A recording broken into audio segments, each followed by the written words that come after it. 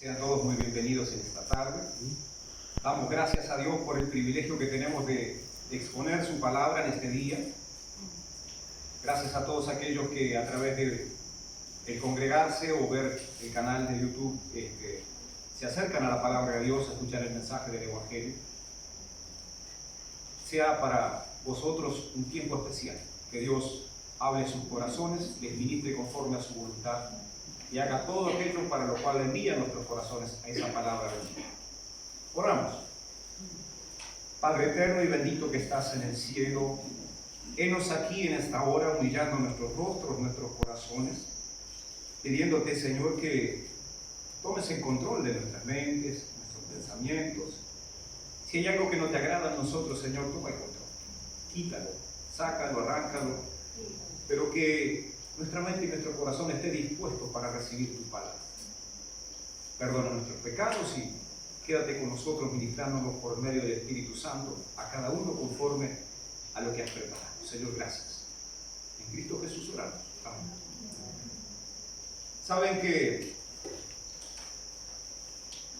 de repente el pastor Germán dice, bueno, Sebastián, dice, por las dudas prevé y ya prepara palabra por si no estoy el domingo. Bueno, los siervos de Dios siempre tenemos que estar prestos para dar respuesta a quien demande de nosotros, y bueno, en este caso era la predicación de la palabra del Señor. Saben que en este mundo obviamente muchos de los que nos rodean viven para el trabajo, viven para sus cuestiones, ya sea la política, la sociedad, la autoestima, generan un montón de cuestiones personales de las cuales hace que el ser humano muchas veces se olvide de que es un soplo, de que es un aliento de vida, de que es algo tan pequeñito que puede desaparecer en cualquier instante. El ser humano, mientras tiene u obtiene todo lo que cuando desea en el plano terrenal, se siente dichoso, orgulloso de ser quien es, y en su corazón se vuelve soberbio e incluso se jacta de ser quien es. De modo que confía más en lo que hace por su propia vida que en lo que los demás pueden hacer por él. Usted y yo, ¿qué piensa de él? Cuando nosotros, hablando en castellano para que se entienda, o en criollo, cuando agarramos viendo la camiseta y nos llenamos de éxito y logros y victorias y un mejor trabajo y un mejor salario y ya prácticamente a veces nos olvidamos de que tenemos un hogar y se nos infla tanto, sino por el ego, el orgullo, todo lo nos va bien. Díganme la verdad, es lindo, ¿verdad? Que nos vaya bien en la vida, económicamente, en la familia, a veces empieza a quedar de lado, rezagada, pero nos va bien y como que todo, no, trae un dinero, hay X motivo para festejar. Yo quiero hablarles en esta hora, y el tema de la predicación va a ser despojados para su gloria. Es un término que a nadie le gusta atravesar. A ninguno de nosotros, los seres humanos, nos gusta que nos despojen de nuestras cosas, de nuestras ropas, de nuestros trabajos, de nuestra economía, de nuestra familia. A ninguno, a no ser que no sea terrenal, que no sea ser humano. Pero el hombre de pecado no le gusta que lo despojen.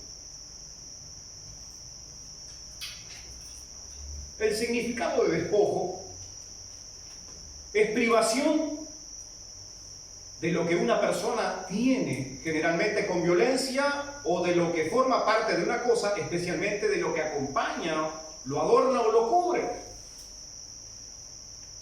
Cuando se ve quitado, arrancado de ese lugar, ya sea un trabajo, ya sea que parecía que era mío esto y sin embargo de repente te despojan de ello y no tienes nada.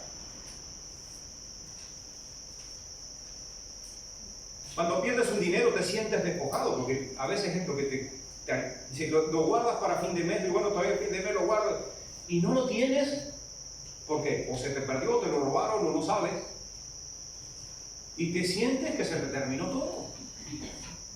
Fuiste despojado de tu seguridad. También es un conjunto de provisiones, armas y cosas de valor que el ejército vencedor toma del vencido.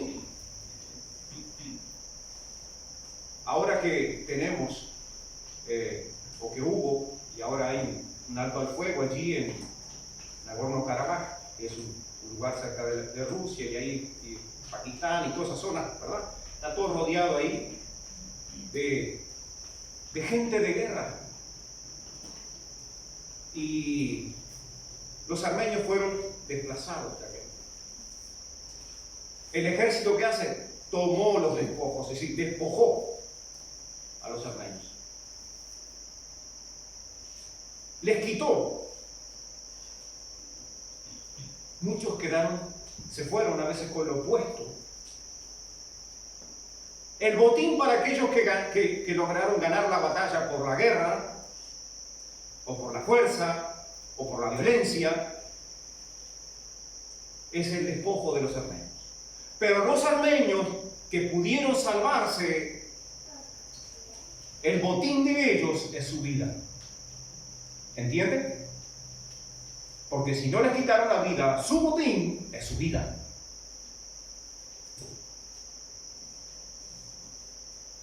Y también es duro vivir las situaciones que se.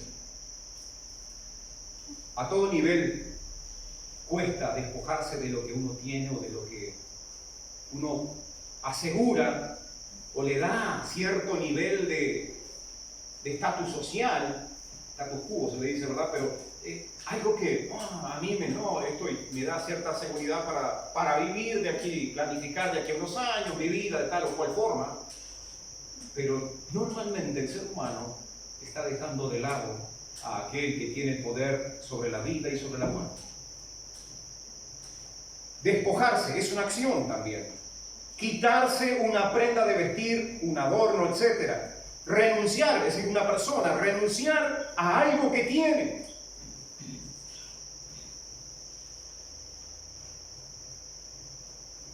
Madres, padres, ¿renunciarías a tus hijos? Principalmente a las madres, ¿renunciarían a sus hijos? Y saben que cuántos meses estuvieron en sus vientres. Pero saben que muchos hijos se nos pierden, se nos mueren prematuramente, luego de haber nacido, luego de tenerlos, luego de mimarlos, de apretarlos, de mimosearlos, de tantas cosas maravillosas que Dios nos permite tener. De alguna forma o de otra se nos son arrebatados, quitados. Y ese despojo para nosotros es durísimo. Por eso quiero tomar un hombre de la Biblia como ejemplo. Porque este hombre llamado Job fue despojado para la gloria de Dios. Y vamos a ver. Yo quiero tomar algunos términos literarios de personas como Víctor Hugo, Thomas Carlyle y Alfred Lord Tennyson, que dijeron estas cosas del libro de Job. Job es un libro de la Biblia, pero es un libro muy antiguo. Antes del tiempo de las pirámides de Egipto, porque ya se menciona en el libro de Job. Así que imagínense si tiene algún año esta escritura. Y habla de este hombre y dice, Víctor Hugo expresó esto: el libro de Job es quizá la más grande obra maestra de la mente humana. Lo dijo un ser humano, ¿no? Un hombre de la literatura. Thomas Carlyle dijo: considero a este libro una de las obras más grandes que jamás se haya escrito. Y Alfred Lord Tennyson dijo: Es el más grande de los poemas, tanto de la literatura antigua como moderna. Algo que se escribió, pero lo ve tan grande o mejor que lo que se va a escribir. Y sin embargo, cuando uno lee el libro de Job y arranca con las calamidades, con las cosas terribles que vivió este hombre, uno dice, no, ¿y Dios dónde está en el asunto? Ese es el tema. ¿Te has hecho la misma pregunta cuando atraviesas el valle de sombra de muerte, cuando atraviesas la enfermedad, cuando afrontas el quedar sin trabajo, cuando no te va bien en lo que normalmente haces y sabes que te va bien y te sale mal? Y te sale mal y repites y no te vuelve a salir. En algo sencillo como cuando en la cocina las mujeres, pero yo lo hacía de esta forma y no me queda. Y lo va y lo hace de vuelta, se olvida o de la sal o no le puso levadura, y la cuestión es que no le queda como le quedaba. Y el hombre, no, pero yo lo hacía así, y verdad que nos entra la terquedad, pero yo lo hago así, y a veces nos damos cuenta que es mínimo, pero el lugar mínimo que corresponde a Dios en nuestras vidas, y no se lo damos, e insistimos, y a veces es como el profeta Balaam, ¿se acuerdan? En la historia bíblica, y quería maldecir, y Balaam le pidió que maldijera a Israel, y maldecía, pero era bendición para Israel al final siempre. Le salía el tiro al revés, los maldecía y eran bendecidos. ¿Y cómo? Es decir, se le rompió los escritos, pero cuando Dios habló al profeta, lo hizo a través de una muda bestia de carga, un burro, por así decirlo. Se empacó, se sentó, y el burro habló. A veces Dios tiene que usar cosas que nosotros no podemos ni creer, pero Dios usa lo que quiere, cuando quiere, como Él quiere, porque si tiene que hablarnos, nos va a hablar por lo que sea. Pero cuando vemos su gracia, su amor por nosotros, decimos, gracias Señor. Prefiero ser como el burro, pero háblame Señor. Prefiero empacarme y sentarme hasta que salga lo que tiene que salir. Señor, habla mi corazón. Miren, Job, un hombre despojado para la gloria de Dios. Vamos a hablar de la naturaleza de las pruebas. En el capítulo 1 de Job, este hombre, voy a hablar un poco de las características. Era un hombre de familia, tenía 10 hijos, tenía muchísimos empleados, siervos que trabajaban para él, tenía cientos de camellos, tenía ovejas, si hablamos de lo que era, trayéndolo a este Uruguay querido y trayéndolo a lo que es nuestro país, era un estanciero, era un ganadero, nada más que era en otro país y era diferente en el tiempo antiguo. No habían alambrados ni nada de eso, habían otro tipo de cosas, y la gente cuidaba los animales. Pero era un hombre rico, era un hombre de bien, era un hombre que confiaba en Dios. Pero la autosuficiencia tiene un precio. Cuando tú te autoabasteces, cuando tú ves que todo marcha, cuando tú ves que todo funciona, a veces no imaginamos que Dios puede estar tramando algo con tu vida. Y vamos a ver. La naturaleza de las pruebas se encuentra en el capítulo 1, el capítulo 2, y solo vamos a leer del 1 al 4, porque después lo voy a ir resumiendo porque esto es larguísimo. Hubo en tierra de Uz un varón llamado Job, y era este hombre perfecto y recto, temeroso de Dios y apartado del mal. Estas son las características de Job. Y le nacieron 7 hijos y 3 hijas. Su hacienda era 7.000 ovejas, 3.000 camellos, 500 yuntas de bueyes, 500 asnas y muchísimos criados. Y era aquel varón más grande que todos los orientales. E iban sus hijos y hacían banquetes en sus casas, cada uno en su día, y enviaban a llamar a sus 3 hermanas para que comiesen y bebiesen con ellos. Esto simplemente habla un poco de las características y de su familia. No era cualquiera, ¿verdad? Considero que aquellos que tienen un cierto poder económico, nivel económico, pueden sentirse en una escala superior a aquellos que no lo tienen. Pero sin embargo, la vista de Dios no es así, plana. La vista de Dios es desde los cielos a la tierra. Y aquel que ha nacido de nuevo, ha tenido un encuentro con Jesús, o Jesucristo es el Señor de su vida, tiene que mantener los ojos, yo estoy más alto que aquel, yo estoy mejor que aquella. Dice, puestos los ojos en Jesús.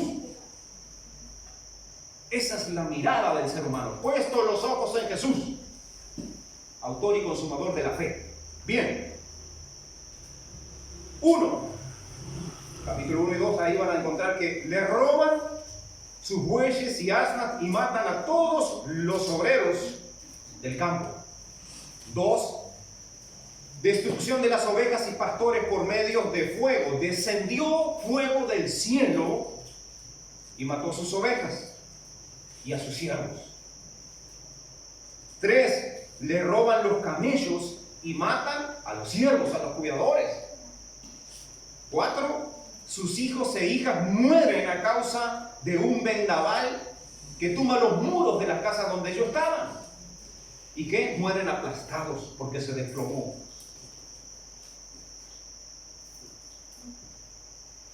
Y 5, miren la naturaleza de esta otra última prueba.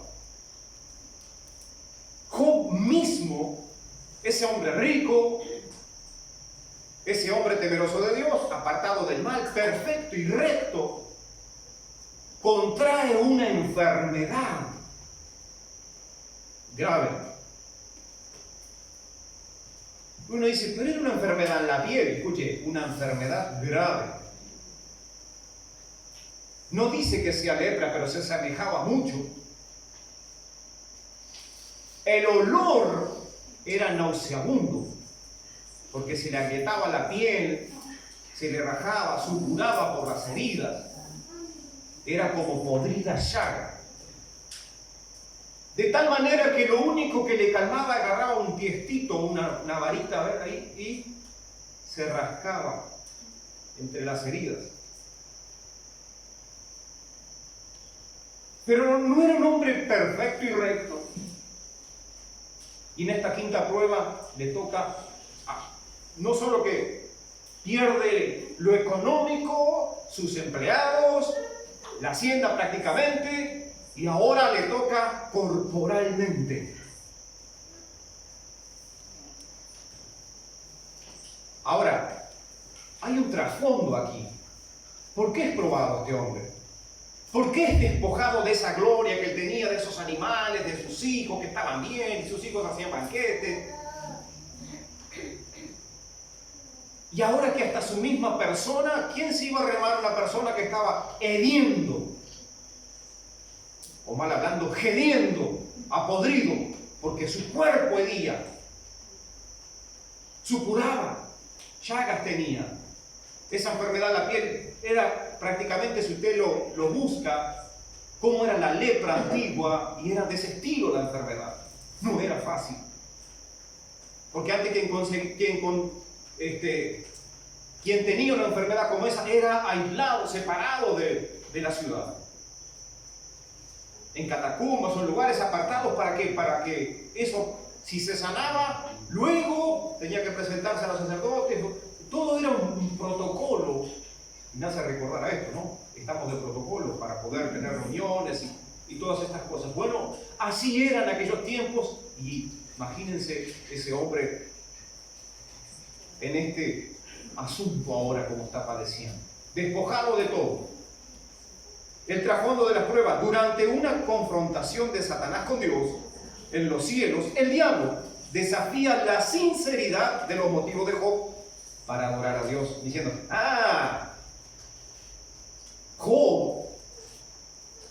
te bendice, te alaba, te adora, te sirve, es prosperado. Y uno tergiversa la verdad.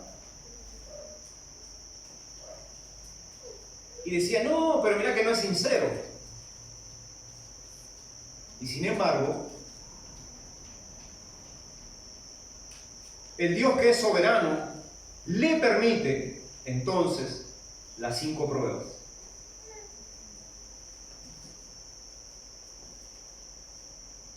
Pasa por estas pruebas y va perdiendo si usted va leyendo los capítulos del 1 al 2, se va enterando de cómo va perdiendo y viene cada uno que venía a avisarle algo, no eran buenas noticias. ¿Le ha pasado? Cuando viene una noticia mala, después viene la otra, bueno, de repente, ¿vio? Porque siempre cuando alguien va a anunciar algo, dice, le tengo una noticia mala y una buena. ¿Cuál quiere escuchar primero? Bueno, Job no tenía esa premisa de escuchar una buena y una mala. Las 5 que le vienen, los primeros 4 le vienen a avisar, pero la quinta, nadie le avisa. Él lo comenzó a sentir en su cuerpo. Se empezó a estragar su piel. Se enfermó. Cuando atraviesas una prueba, cuando estás siendo probado en algo, pero sin embargo has creído en Dios, guardas tu integridad, tienes fe, confías en Dios, es distinto. Ojalá Dios despierte tu fe. Ojalá Dios provoque en ti la fe para salvación. Job tenía una esposa, la cual le dio sus hijos, obviamente, y ahora perdidos los hijos, a la esposa, al ver a su marido en el estado en que estaba, le entró la queja. Ya dejó de ser aquella mujer amable, bondadosa, entró a ser una mujer quejosa. ¿Tienes un marido quejoso o una esposa quejosa? No es este el caso, Muchas veces no tenemos ni idea por qué nos quejamos, pero nos quejamos.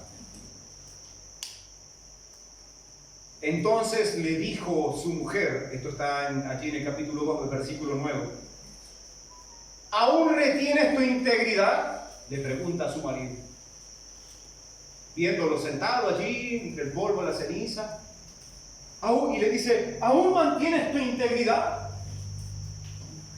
Y la noticia que viene de su esposa no era de las mejores. Maldice a tu Dios y muérete. ¿Usted esperaría eso de su esposo o de su esposa? Pasa. Mire este ejemplo. Pasa. En un momento de acalentura, de arrebato.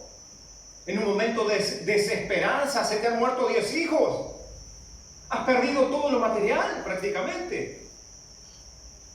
Y te entra la desesperanza y no te acuerdas en lo más ínfimo de quien tiene todo el poder para transformar una situación de maldición en bendición. Job tenía amigos también. Le voy a nombrar 4. Elifaz, Bildad, Zofar y Eliú. Y a veces, miren que en el Facebook se consigue mucho amigo, obviamente, ¿no? Es fácil. El otro día hablábamos en el estudio bíblico, en el estudio bíblico de los jueves, hicimos ciertas alusiones. Ya no os llamaré siervos, sino, dijo Jesús, sino amigos. ¿Saben lo que es ser amigos del Señor Jesús? Que nos consideres un amigo, pero amigo con mayúscula, porque amigo con mayúscula, el único es Él. Ese no te deja, no te desampara, no te abandona, está contigo siempre, a donde quiera que vas, allí va contigo. Pero a veces tenemos personas terrenas que velan por uno, che, ¿cómo está? ¿Cómo te va? Son amigos. Y es una palabra terrenal, amigo. No al estilo del Señor Jesucristo. Sin embargo, Job tenía 4, más o menos ahí le mencioné algunos. Elifaz, en el capítulo 4, en el 5, en el capítulo 15 y en el capítulo 22, se basa en su experiencia personal de haber pasado cosas y atravesado situaciones para aconsejar a Job. Entonces allí en el capítulo 4, el versículo 7, saca alguna conclusión y dice: ¿sufres, Job? Mira que estás sufriendo a causa del pecado. Vaya pensando. Cuando atravesamos alguna prueba o lucha o algo que está haciendo estrago en nuestra vida,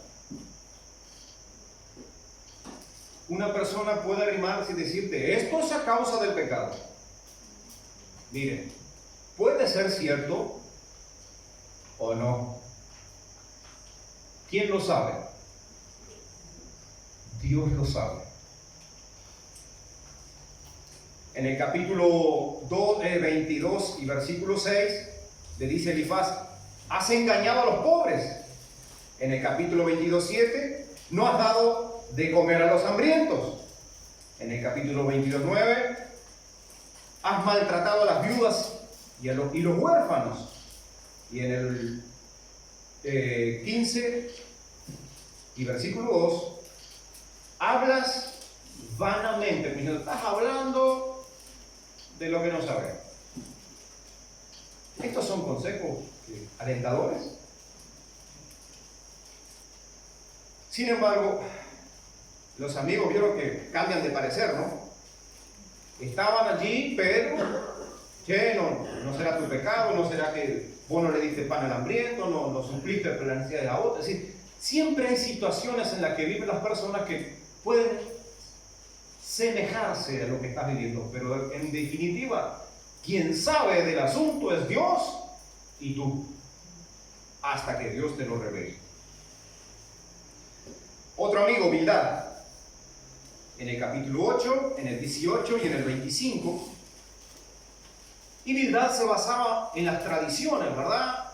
En las tradiciones, en las leyes hebraicas que, bueno, capaz mi amigo Job no habrá seguido la tradición.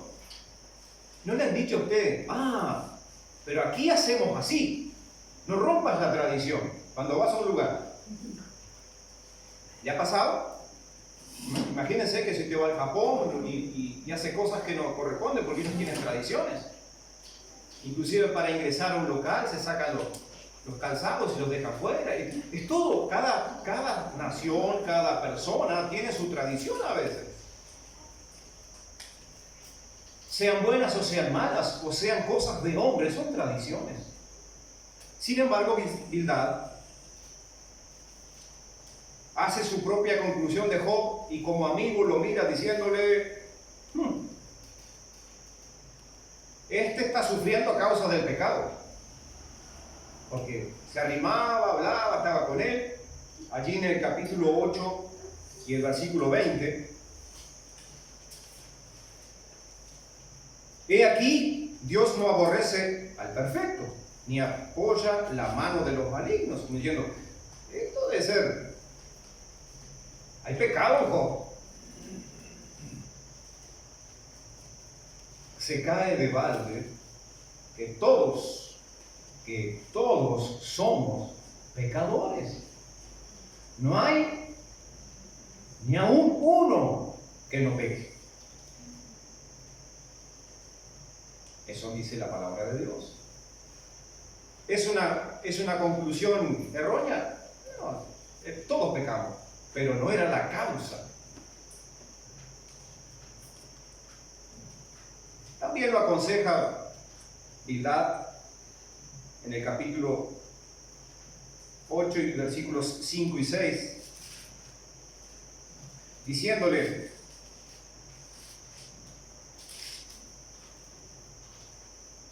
si tú de mañana buscares a Dios y rogares al Todopoderoso, si fueres limpio y recto, ciertamente luego se despertará por ti y hará próspera la morada de tu justicia. Y aunque tu principio haya sido pequeño, tu postrer estado será muy grande. Me gusta esta acción. Hace un indicativo de, bueno, mira, yo pienso que has pecado, pero la cuestión es personal. Cada uno de nosotros, allí en su corazón, cuando el Espíritu Santo está obrando en tu vida, empiezas a darte cuenta si hay pecado en ti o no. El Espíritu Santo, cuando estás propicio a deslizarte en el pecado, te pone las alertas para que no peques. Pero sin embargo, un consejo de un amigo: si tú de mañana buscares a Dios y rogares al Todopoderoso, de cierto pasará esto, esto y esto. Eso es un lindo consejo. Pero para acusarte, no. Me juzgue Dios y aún me añada, decía el salmista, ¿no? Es tremendo. El otro amigo, Zofar, está en el capítulo 11 y también allá en el 20, pero del 11 vamos a rescatar algo. En el versículo 6, cuando dice: y te declarará los secretos de la sabiduría, que son de doble valor que las riquezas, porque él sabía que Job tenía riquezas, pero si la sabiduría le iba a declarar algo, va a ser mejor que lo que tenía antes. Conocerías entonces que Dios te ha castigado menos de lo que tu iniquidad merece. ¿Qué le parece? Dios te ha castigado menos de lo que merece. Y Job siempre tenía respuestas. Imagínense, Job era un hombre sabio. Siempre daba respuestas, siempre estaba pronto para dar respuesta a lo que le demandaban. Con una pregunta respondía, pero siempre estaba siendo autosuficiente. Dependía de lo que sabía también, más de él que de Dios. El consejo también de Zofar fue: arrepiéntete y vuelve a Dios, porque en el capítulo 11, versículos 13 al 15 dice: si tú dispusieses tu corazón y extendieres a él tus manos, si alguna iniquidad hubiera en tu mano y la echares de ti, y no consintieres que more en tu casa la injusticia, entonces levantarás tu rostro limpio de mancha y serás fuerte, y nada temerás, y olvidarás tu miseria, o te acordarás de ella como de aguas que pasaron. La vida te será más clara que el mediodía, aunque oscureciere, será como la mañana.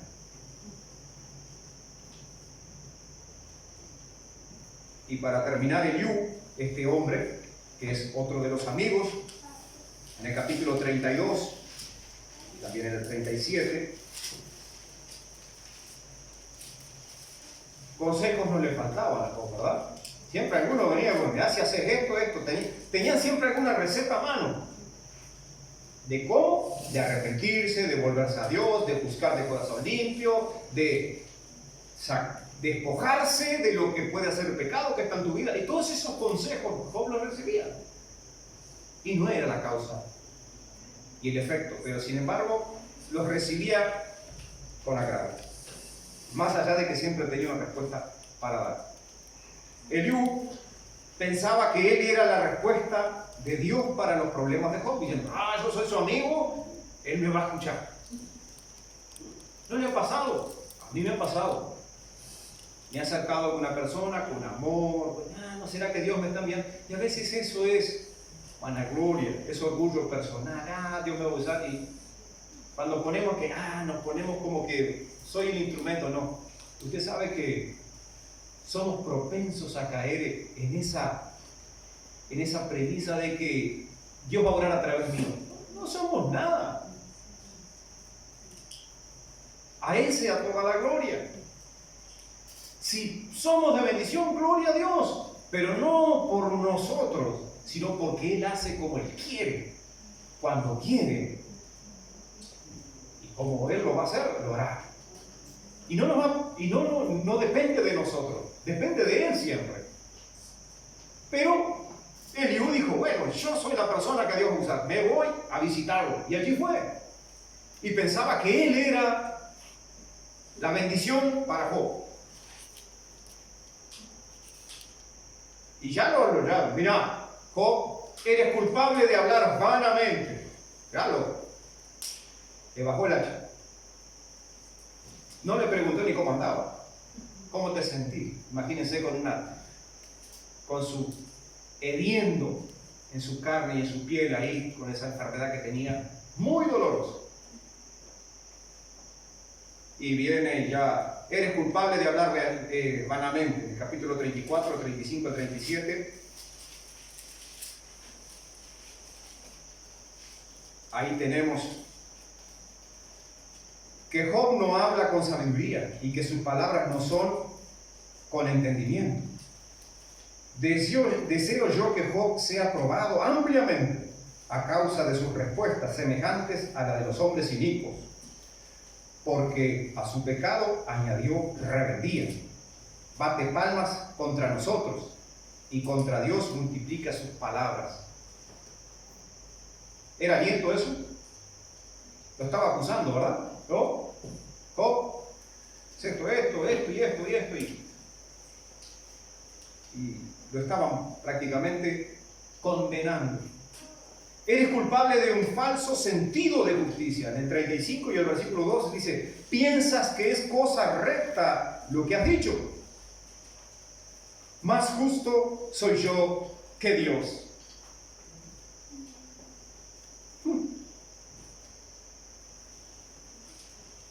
Y tercero, lo que dice Ayub, considera la gloria y la grandeza de Dios.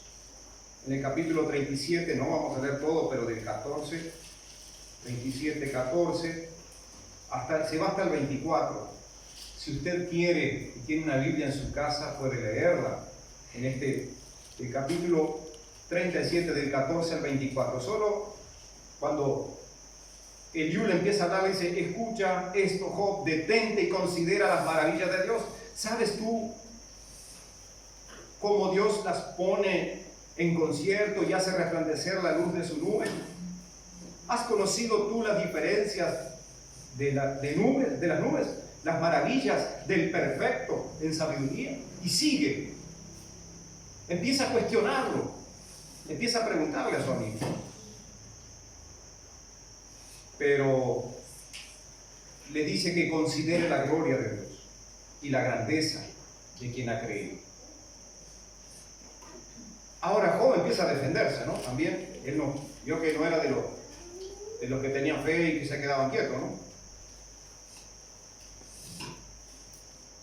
El afligido patriarca responde a sus acusadores mediante 9 discursos separados. 9 discursos, Yo le dije que no se quedaba callado. Job presentaba defensa en cada cuestionamiento que se le hacía. Aún cuando era por sus hijos en la muerte, pero él hacía ofrendas por si acaso sus hijos hubieran pecado. Siempre iba a la delantera. Él era autosuficiente, siempre estaba preparado de antemano para que no le fuera mal en la economía, no le fuera mal en la familia, y aún a él no le afectare. En lo personal, lo que concerniera a la salud, era un previsor. Sin embargo, se confió en su autosuficiencia. Y allí yo le voy a dar los capítulos porque no lo vamos a leer. Pero empieza a responder en estos 9 discursos. Uno se encuentra en el capítulo 3. El 2 se encuentra en el capítulo 6 y 7, el 3 en el capítulo 9 y 10, el 4 capítulos 12 y 14, 5 capítulos 16 y 17, 6 capítulo 19, 7 capítulo 21, 8 capítulos 23 y 24 y 9 del 26 al 31. Ahí están las 9 respuestas de todos los cuestionamientos. Primero, los cuestionamientos de sus amigos. ¿Cuáles eran los cuestionamientos? Durante sus 9 discursos, Job discute estos puntos: la justicia y el sufrimiento, las obras de Dios, la salud, riqueza y respeto, castigo injusto, los supuestamente llamados amigos y el cuestionamiento que tienen acerca de él. Si vuestra alma estuviera en lugar mío, escuchen, ¿No has escuchado esto? Si estuvieses en mi lugar. Porque no te pones en mi lugar. Ese era el cuestionamiento y la respuesta que Job estaba teniendo. Primero para con sus amigos, pero también con sus falsos vecinos, asociados y siervos. Y las respuestas, y otro punto era Dios, y la carne, y el por qué. Y ya empezó a despotricar, dice, quisiera no haber nacido, quisiera estar muerto, no tengo esperanza. Y allá por los capítulos 13, 15, a pesar de todo, confío en Dios. Esto sería bueno, que a pesar de todo lo que atravesemos, a pesar de todo lo que atravieses, sea bueno o sea malo, confíes en Dios.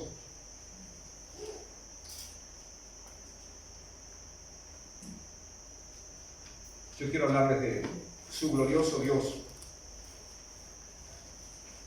Miren, para ser más corto, Dios empieza a cuestionarlo. ¿Dónde estabas tú cuando yo fundaba la tierra? Hazme saber si tienes inteligencia. Ya empezó con preguntas. Dios, ¿por qué se le aparece? Dice, de repente, de entre el torbellino se escucha la poderosa voz de Dios. El sufrimiento de Job es sometido entonces a una serie de preguntas y empieza Dios a preguntarle a Job, ¿dónde estabas tú en tal cosa? ¿Y por qué camino será la luz? Dios empezó a preguntarle a Job cosas. Lo empezó a liquidar con las preguntas porque vio que Job siempre tenía respuesta. Allá por otra de las preguntas, capítulo 38, versículo 28, ¿tiene lluvia padre? Dios le pregunta a Job, ¿tiene la lluvia padre? Y sigue preguntando cosas que decir, ¿qué es eso? Si yo les hago la pregunta esta, que Dios le hizo a Job, ¿tiene la lluvia padre? ¿Qué me responderían?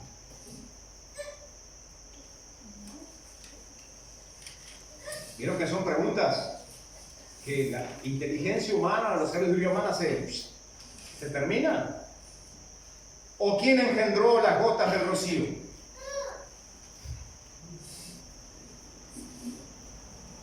¿Es sabiduría contender con el omnipotente? En Job 40 y versículo 2. El que disputa con Dios, responda esto. ¿Es sabiduría contender con el omnipotente? ¿Pero por qué haces esto? ¿Qué me está pasando, Dios? ¿Por qué a mí? Job, soy varón perfecto y recto delante de ti, hago mi sacrificio por mí, por mis hijos, por mi familia, por los criados. Y mira cómo estoy.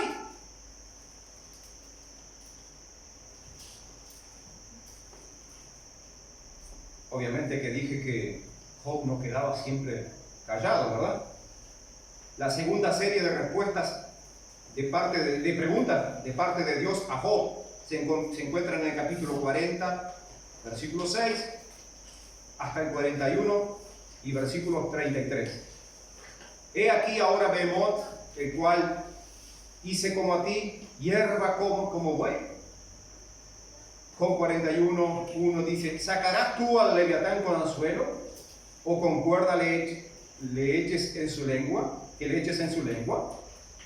Miren, cosas que el leviatán, un día buscamos en el diccionario, y era una pequeña especie de, como si fuese una serpiente que nadaba, lo más parecido a un dragón de agua, ¿no? Una cosa impresionante. Y que no era para pescar con anzuelo. Y estas preguntas le hacía Dios. En aquella época nos dirigiríamos antes diluviana, antes del diluvio universal. Que puede que existiera algún animal de tal forma. Sin embargo, la respuesta de Job se encuentra en el capítulo 42. Y vamos hasta allí, capítulo 42, del versículo 1 al 5. Respondió Job a Jehová y dijo, yo conozco que todo lo puedes y que no hay pensamiento que se esconda de ti. ¿Quién es el que oscurece el consejo sin entendimiento? Por tanto, yo hablaba de lo que no entendía, cosas demasiado maravillosas para mí que yo no comprendía. Oye, te ruego y hablaré, te preguntaré y tú me enseñarás. De a oídas te había oído, mas ahora mis ojos te ven. Por tanto, me aborrezco y me arrepiento en polvo y ceniza. Y miren lo que queda por leer. Ya estamos en el capítulo 42. Y aconteció que después que habló Jehová estas palabras a Job, Jehová dijo a Elifaz temanita: mi ira se encendió contra ti y tus dos compañeros, porque no habéis hablado de mí lo recto, como mi siervo Job. En todo este proceso de pruebas, de adversidad, de pérdida y de dolor terribles, Job no dejó de pensar que Dios era bueno. Job no dejó de pensar y de tener temor y de seguir siendo recto delante de Dios, porque sabía en quién había creído. Ahora pues tomaos 7 becerros y 7 carneros, e id a mi siervo Job y ofreced holocausto por vosotros, y mi siervo Job orará por vosotros, porque de cierto a él atenderé y no trataros afrentosamente, por cuanto no habéis hablado de mí con rectitud como mi siervo Job. Miren las cosas que Dios les habla. Ustedes eran sus amigos, pero Dios les dice: de mí no hablaron bien. Pero sin embargo, Job, con toda la pérdida y el dolor terrible que tiene, habla bien de mí. ¿Por qué ustedes no? Fueron pues Elifaz temanita, Bildad suita y Sofar naamita, e hicieron como Jehová les dijo, y Jehová aceptó la oración de Job. Miren, hay muchas oraciones que podemos hacer en medio del dolor, pero a veces hay oraciones distintas, hay clamores distintos, y surgen en el medio del reconocimiento de que somos limitados en poder, pero que Dios es un Dios que no tiene límites y es todopoderoso. En Él hemos creído, en Él hemos confiado, y en Él podemos seguir depositando nuestra fe y nuestra confianza de que Él hará aún cosas más y mayores que lo que pedimos, porque Él es Dios. Y quitó, dice el versículo 10, miren qué belleza es. Y quitó Jehová la aflicción de Job. ¿Cuándo fue esto? Atentos al detalle este. Cuando él hubo orado por sus amigos y aumentó al doble todas las cosas que habían sido de Job. Y vinieron a él todos sus hermanos y todas sus hermanas y todos los que antes habían conocido, y comieron con él pan en su casa. Y se condolieron de él y le consolaron de todo aquel mal que Jehová había traído sobre él. Y cada uno de ellos le dio una pieza de dinero y un anillo de oro.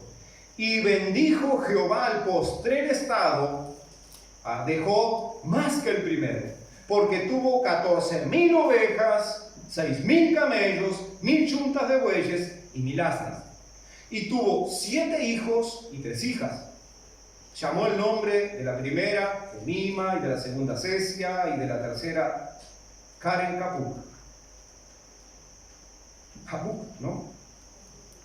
Y no había mujeres tan hermosas como las hijas de Job en toda la tierra, y les dio su padre herencia entre sus hermanos. Después, escuchen esto es tema también de ver. Si usted quiere, busca rapidito en el Salmo 90. Salmo 90. ¿Y cuánto más o menos está estipulado en la vida del hombre? 70. Salmo 90 y el 10, ¿verdad? Por allí. Los días de nuestra edad son 70 años. y en los más robustos son 80 años. Con todo, su fortaleza es molestia y trabajo, porque pronto pasan y volamos. Ahora miren lo que dice al final aquí. Después de, en el versículo 16, después de esto vivió Job 140 años.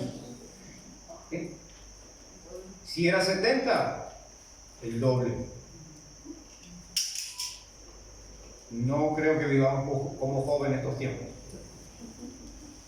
Pero les aseguro que atravesar las pruebas en medio del dolor y la tristeza, pero luego ver lo que este hombre vio, después de esto vivió Job 140 años y vio a sus hijos y a los hijos de sus hijos hasta la cuarta generación. Y murió Job viejo y lleno de días.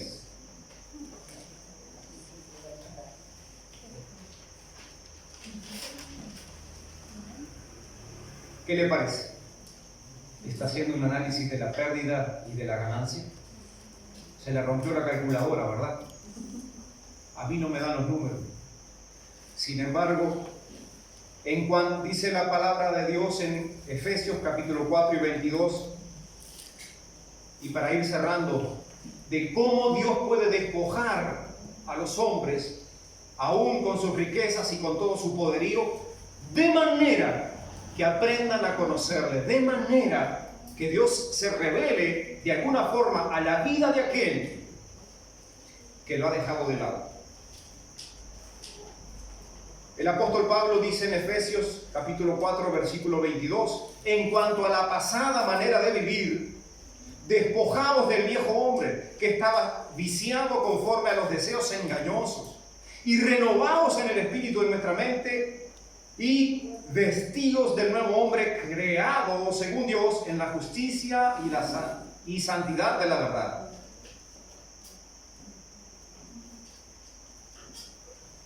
Cuando venimos delante de Dios,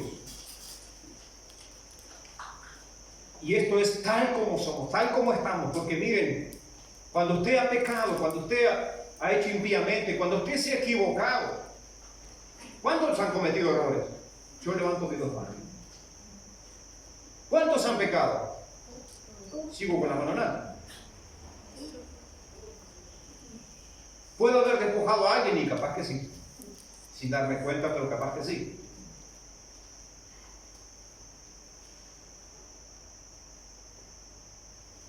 Hacer leña del árbol caído es despojar al otro de quién sabe si es cierto o mentira, pero a veces nos sumamos.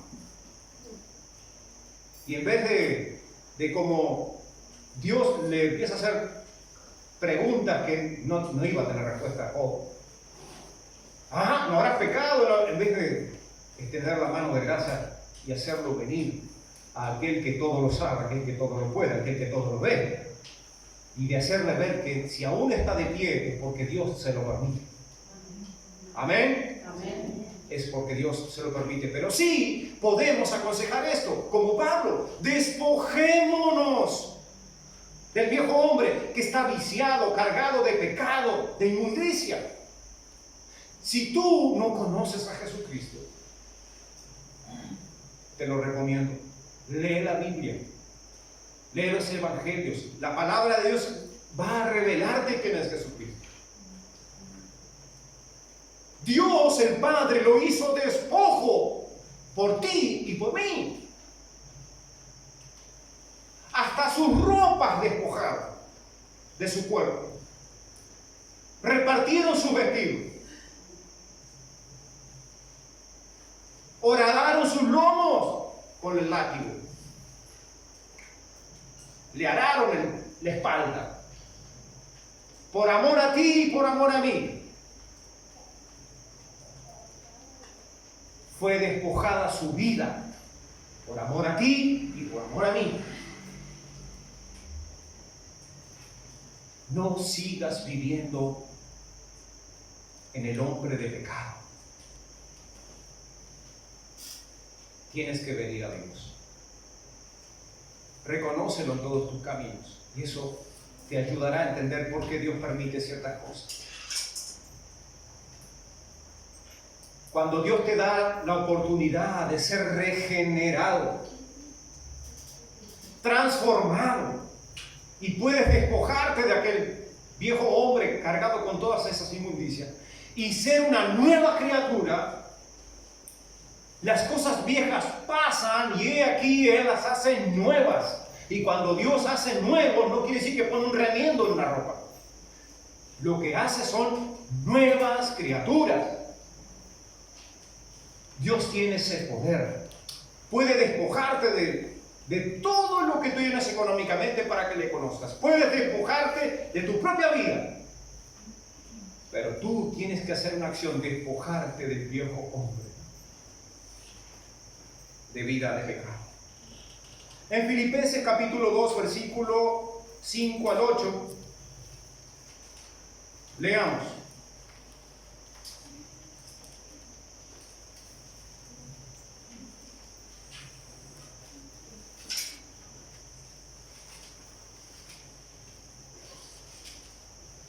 Filipenses 2,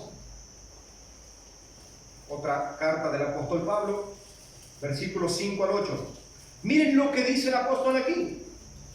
Haya pues en vosotros este sentir que hubo también en Cristo Jesús, el cual, siendo en forma de Dios, no estimó el ser igual a Dios como cosa a que aferrarse, sino que se despojó a sí mismo, tomando forma de siervo, hecho semejante a los hombres, y estando en la condición de hombre, se humilló a sí mismo, haciéndose obediente hasta la muerte, muerte de cruz.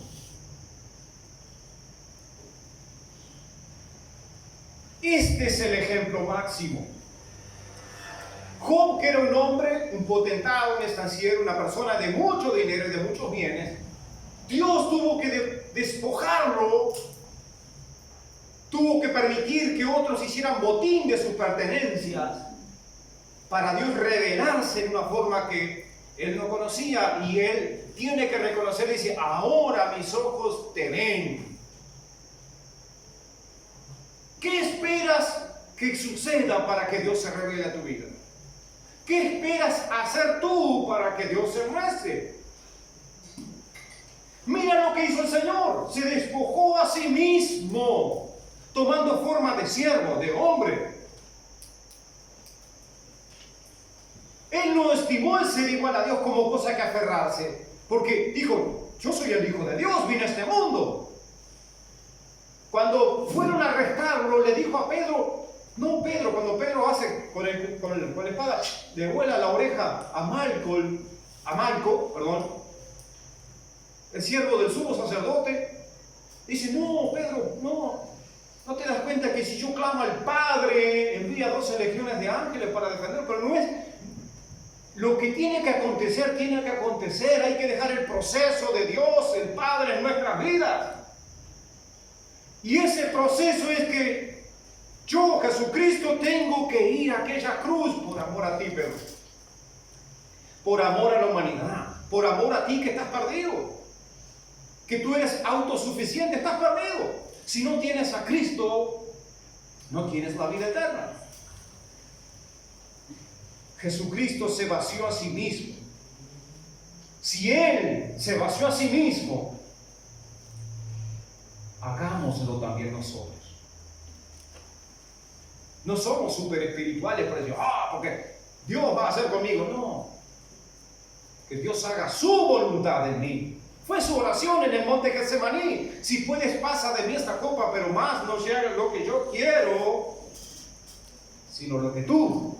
Esa fue la oración de Jesús al Padre. Haz lo que tú quieras, haz tu voluntad. Él no se aferró a que era el Hijo de Dios en la tierra. No se aferró a que Él tenía poder. Escuchen, hizo milagros, hizo sanidades, prodigios y maravillas, y todos los que andaban con Él lo habían visto. Y dice la Biblia que si se escribieran todas las cosas y las maravillas que Jesús hizo, habla de que se llenarían estadios de libros, de las cosas que Él hizo. Y miren, 3 años de ministerio, solo 3 años de ministerio de predicación de la palabra. Arrepiéntanse de sus pecados. El reino de Dios se ha acercado. Y el reino de Dios estaba allí con ellos porque era Jesús andando entre ellos, el Hijo de Dios, el Mesías, el Cristo, el Salvador.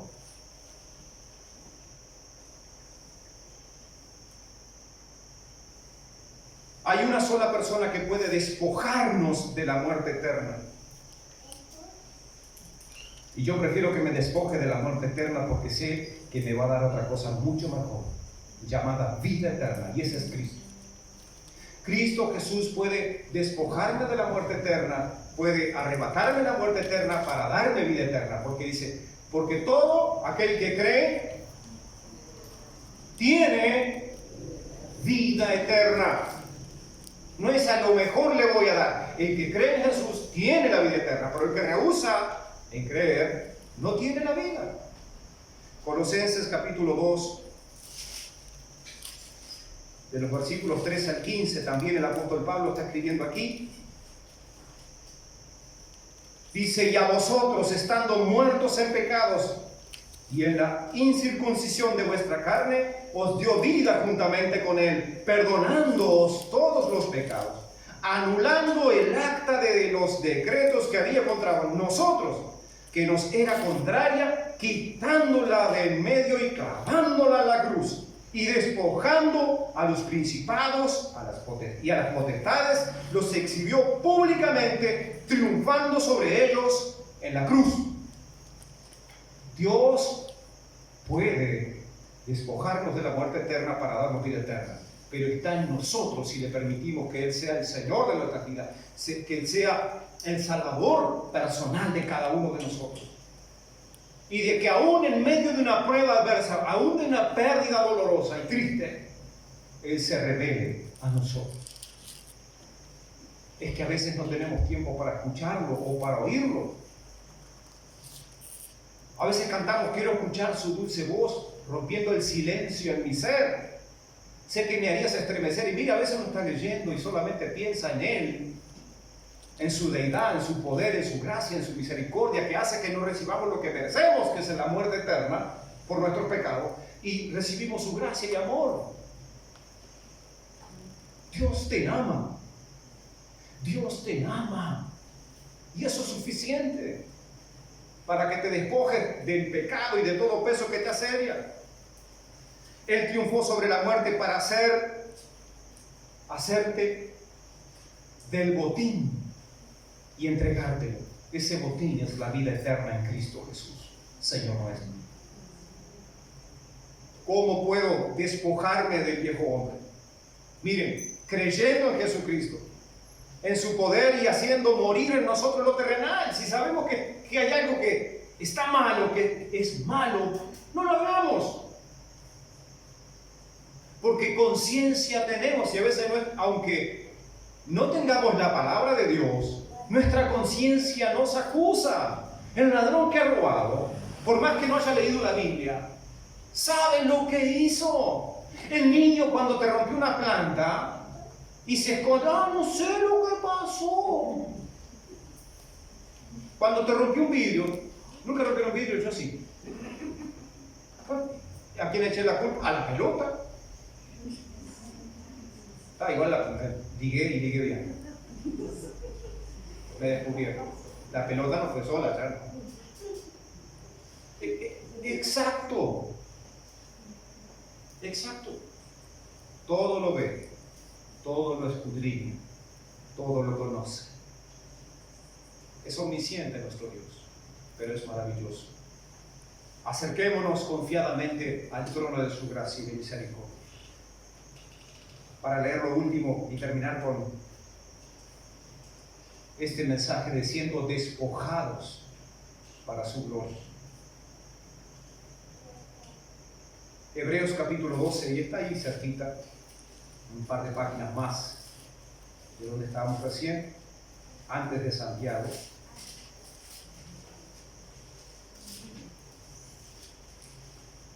Dice, por tanto, nosotros también, teniendo en derredor nuestra tan grande nube de testigos, despojémonos de todo peso y del pecado que nos asedia y corramos con paciencia la carrera que tenemos por delante, puestos los ojos en Jesús, el autor y consumador de la fe, el cual por el gozo puesto delante de él sufrió la cruz, menospreciando el oprobio, y se sentó a la diestra de Dios. ¿Dónde está Jesús? A la diestra del Padre. ¿Por qué? Porque resucitó de los muertos, venció la muerte con poder, ascendió a los cielos y fue a preparar un lugar para todos aquellos que creen en él. Pero a veces tenemos que ser despojados de toda aquella seguridad nuestra, de todo aquello que confiamos o que tenemos puestos los ojos, para que nuestra vista esté puesta en aquel que puede rescatarnos, que puede resolver nuestra vida. Y miren, para que como Job nos sean abiertos los ojos y podamos decir: de a oídas te había oído. Les invito ahí donde están a cerrar sus ojos. Oremos y pensemos en cuántas cosas o de qué cosas tenemos que despojarnos que no nos acercan a Dios.